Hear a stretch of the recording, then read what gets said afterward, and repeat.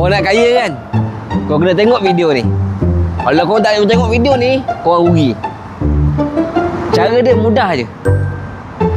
Korang pergi kedai berhampiran rumah korang beli kaya. Udah kan? Oh ya, tolong.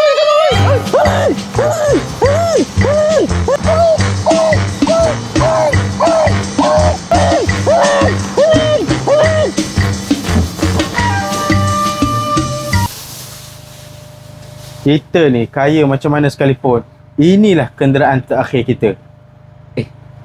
Ni jenazah kan? Allah, salah van.